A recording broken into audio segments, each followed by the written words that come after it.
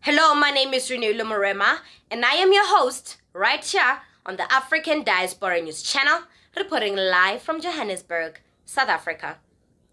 A group of Zimbabwean nationals joined by members of the Economic Freedom Fighter, the EFF of Julius Malema, took to the streets of Pretoria on Tuesday, protesting against what they described as absurd passport price hikes that were imposed last month.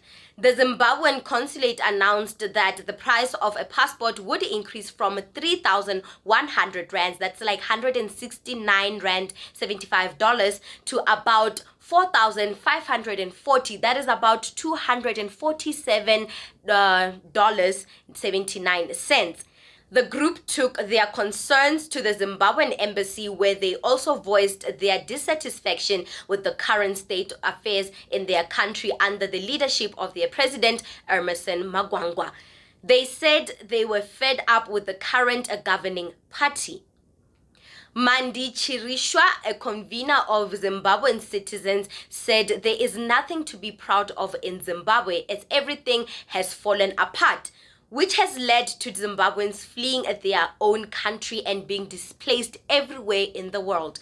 The march extends to asking the president of South Africa to engage his counterparts about the struggles Zimbabweans are going through. They said we are telling him, Mr. Cyril Ramaphosa, it is high time we want the government of South Africa to know that all these Zimbabweans are not here by choice.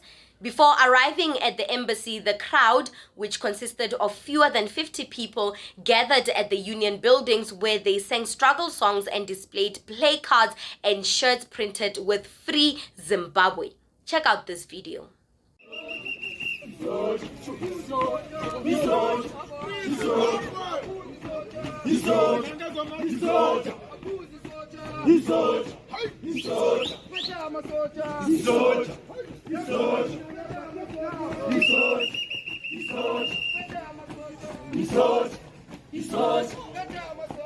Listen, I sympathize with these Zimbabweans. They actually need our support to push the South African government to speak on their behalf to help them make Zimbabwe a better country so that they too can enjoy freedom in their birth country.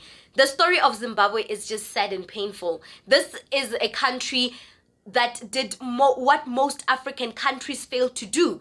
They took back the land from white people and distributed it back to the black people. And for that, this country was heavily sanctioned by the U.S. and the European Unions. Yeah, I have heard stories saying Mugabe and his government mismanaged policies and funds. Poorly structured land reforms caused a sharp decline in food production, which increased food prices. His corruption and greed caused Zimbabwe's hyperinflation. But what I am hearing is that this man freed his people from economic bondage, and his people living like slaves in this 21st century, like how the South Africans are currently living. But hey, they are in denial.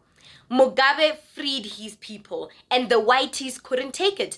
They hate that we are free and capable of taking care of ourselves without running to them for help. So they created a rumor around Mugabe. They discredited Mugabe, and his people lost faith in him. And his people went on with the notion that Mugabe was corrupt.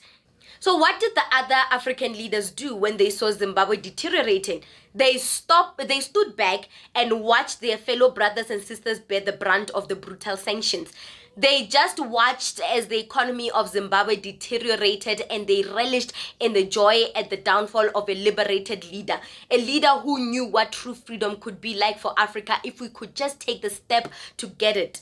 But no, your African leaders wanted to remain in the pockets of the U.S. and the European Union so they can keep enriching themselves while we starve and live in poverty and claim that we are free.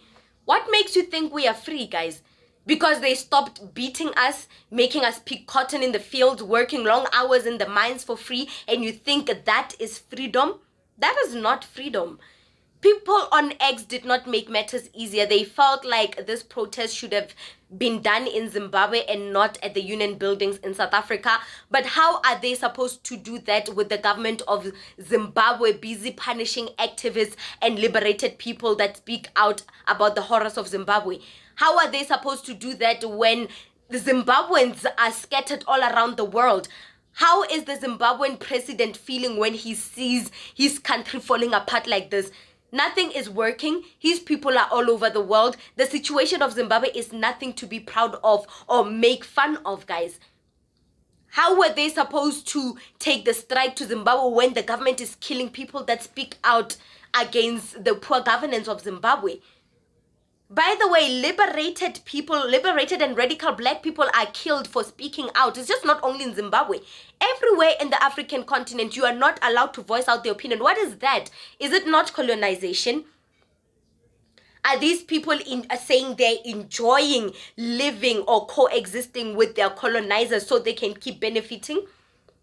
You saw how bad it was when Ibrahim Traore took out all the Frenchies from the country. You saw how bad, you saw how they retaliated. I mean, they claim to say, we are just here, we are trying to help you. But when we kick you out, suddenly you have bad feelings towards us. Suddenly you are angry, you are imposing sanctions. You are telling your friends in Europe to impose sanctions in Burkina Faso. You saw how bad it is. Now imagine if South Africa or other countries in Africa would say, you know what, we are tired of our colonizers. Literally, the Europeans and the Americans will push us into a hellhole. They are holding us by our throats. We can't make decisions because they rule us in the back doors. While our African leaders, they're only the face. They're just like, you know what? You need your countries back. You need your continent first. Okay, fine. Here are your black leaders. They'll just be the face. But deep down, back in the background, we are still running the show. And until we stand up for ourselves and be liberated, as Malema always advises us, and stand as one, Africa united, we can conquer a lot of things, but we are not ready for that conversation because as well, we the citizens, we are still enjoying the free things they give us. They've made us accustomed to the life of being freeloaders. Always here, asking for services that they don't even deliver. So they're keeping us here. We don't want to create things on our own, right? We don't want to produce things on our own. We don't want the land back, right? Right? Because the way we are behaving, it looks like we are fine with the way we are being treated in our own continent. But hey, it's fine.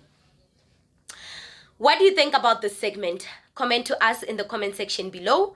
Don't forget to like and share the broadcast. Subscribe to our YouTube channel. Hit that notification bell so you don't miss these groundbreaking conversations right here on the African Diaspora News Channel. Introducing the African Diaspora News Channel app, your gateway to stories that's overlooked by the corporate mainstream media. And we serve as the voice to the Truval Black community. Again, we got Dr. Candace Matthews. A lot of these documents, looking at. We are committed to informing and educating through the power of media. This country is supposed to be about the land of the free for all. It has not been free for black people, and we are tired. With our platform, we're helping to end injustice by exposing it. Join us in standing for excellence in journalism and serving our community. Download the African Diaspora News app today.